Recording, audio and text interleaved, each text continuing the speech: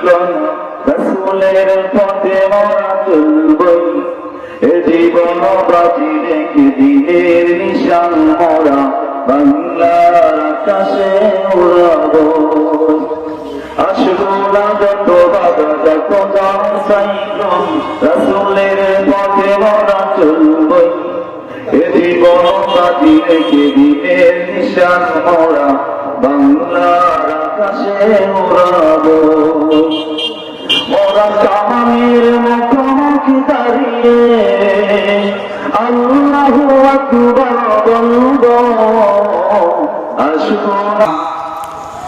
সম্মানিত উপস্থিতি, আমাদের আল্লাহ রাব্বুল আলামিন যখন আদমকে সৃষ্টি করার নিয়ত করলেন তখন সমস্ত ফেরেশতাদেরকে নিয়ে আল্লাহ রাব্বুল আলামিন মালায়েকা ফেরেশতাদের নেতাদের নিয়ে আল্লাহ তাআলা মাশওয়ারা করলেন, আলোচনা করলেন, পরামর্শ করলেন। সেদিন আল্লাহ তাআলা বললেন ওয়াইয ক্বালা রাব্বুকা লিল মালাইকাতি ইন্নী জাইলুন ফিল আরদি খলিফা। আল্লাহ তাআলা বললেন স্মরণ করো ওই সময়ের কথা যখন ফেরেশতাদের নিয়ে আমি বলেছিলাম ও আমার ফেরেশতা আমি দুনিয়াতে আমার খলিফা আমার প্রতিনিধি সৃষ্টি করতে চাই।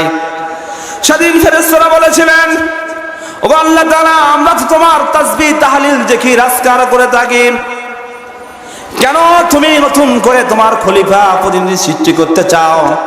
ইতিপূর্বে তুমি জিন জাতিকে সৃষ্টি করেছিলে, তারা দাঙ্গা হাঙ্গামা করে খুনাখুনি করে ফিতনা ফাসাদ করে তোমার আযাবে তারা ধ্বংস হয়ে গিয়েছে, আবার নতুন করে কেন তুমি আমার সৃষ্টি করবা?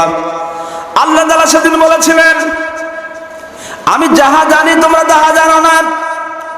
প্রিয় মুসলমান ভাইরা আমার বোনেরা, এই দুনিয়ায় মানুষকে পাঠানো হয়েছে আল্লাহর প্রতিনিধি হিসেবে। আল্লাহ তাআলা মানুষ পাঠিয়ে দিলেন, পাঠানোর সঙ্গে সঙ্গে প্রত্যেকটা নবী রাসূলদের জন্য একটা করে গাইডলাইন কিতাব কোরআন আল্লাহ রাব্বুল আলামিন এই দুনিয়ার মানুষদেরকে পরিচালনা করার জন্য পাঠিয়ে দিলেন। জোরে বলুন সুবহানাল্লাহ। সম্মানিত ভাই বোনেরা, দুনিয়ার যে কোনো জিনিস তৈরি করুক না কেন, মোটর সাইকেল বলেন, ফ্রিজ বলেন, অথবা ছোট্ট একটি যদি ইলেকট্রনিক্সের জিনিস কিনেন সেখানে কিন্তু একটা নির্দেশিকা দেওয়া থাকে। আল্লাহ রাব্বুল আলামিন তেমনি দুনিয়ার মানুষ পাঠাবেন প্রতিনিধি হিসেবে, আর সেই মানুষকে পরিচালনা করার জন্য তিনি গাইড পাঠাবেন না, এটা কিন্তু হয় না। আর এই দুনিয়াতে মানুষকে পরিচালনা করার জন্য আল্লাহ রাব্বুল আলামিন পবিত্র কোরআন কারীম পাঠিয়েছেন। জোরে বলুন সুবহানাল্লাহ। সম্মানিত ভাইরা, বিদায় হজের আছেন আল্লাহ রাসূল সাল্লাল্লাহু আলাইহি সাল্লাম সাহাবাদের সামনে দাঁড়িয়ে সেদিন বলেছিলেন আমার সাহাবীরা আমি তো আগামী বছর তোমাদের সামনে আসতেও পারি না আসতেও পারি, জানি না আমার জীবনের এটাই শেষ বিদায় হজ হয়ে যেতে পারে। ও আমার সাহাবীরা, দুনিয়াতে আমি তোমাদের জন্য আর কিছু রেখে গেলাম না, শুধু দুটা জিনিস রেখে গেলাম। সেই দুটা জিনিস হচ্ছে আল্লাহ রাসূল সাল্লাল্লাহু আলাইহি সাল্লাম সেদিন বিদায় হজের ভাষণে লক্ষ সাহাবীদের সামনে দাঁড়িয়ে ওয়াদা নিয়েছিল আমার সাহাবীরা তোমরা আজকে যারা উপস্থিত রয়েছো আর যারা অনুপস্থিত রয়েছো তারা আজকে ওয়াদা করো আজকের এই কথাগুলো যারা আজকে এখানে অনুপস্থিত নাই তোমরা কি তাদের সামনে পৌঁছে দেবে? সেদিন সাহাবীরা বলে লাব্বাইক ইয়া রাসূলুল্লাহ ইয়া হাবিবাল্লাহ, আজকে যারা উপস্থিত নাই আমরা তাদের কাছে আজকের এই ভাষণটুকু খুতবাটুকু ওয়াজটুকু আমরা পৌঁছায় দিব। আল্লাহ সাল্লাল্লাহু আলাইহি সাল্লাম বললেন তারাকতু ফিকুম আমরাইন লাম তাদিল্লু মা তামাসসাকতুম বিহিমা কিতাবাল্লাহি ওয়া সুন্নাতা রাসূলিহি।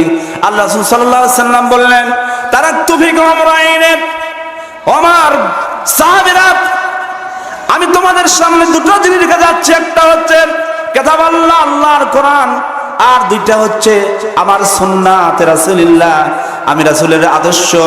আর এই দুটা জিনিসকে যদি তোমরা বাস্তব জীবনে সকল ক্ষেত্রে পরিবারে সমাজে রাষ্ট্রে যদি প্রতিষ্ঠা করতে পারো পৃথিবীর এমন কোন শক্তি নাই তোমাদের লাঞ্ছিত অপমানিত তোমাদের করতে পারে। জোরে বলুন ঠিক কিনা? সম্মানিত ভাইরা, পৃথিবীর কোরআনের শাসন যেগুলো দেশে রয়েছে, সেইগুলো দেশে আল্লাহ রাব্বুল আলামিন আসমানের বরকত, জমিনের রহমতের ভান্ডারগুলো উত্তোলন করে দিয়েছে কিনা? আমি আপনাদের সামনে উদাহরণ দিচ্ছি। ব্রুনাই একটা দেশ, মালয়েশিয়ায় ওই সামান্য একটা দ্বীপকে, একটা ফকির ছাতু খাওয়া জেলের দ্বীপকে তারা ছেড়ে দিল। ব্রুনাই এক সুলতান শাসিত একটি দেশ, চীনের পরে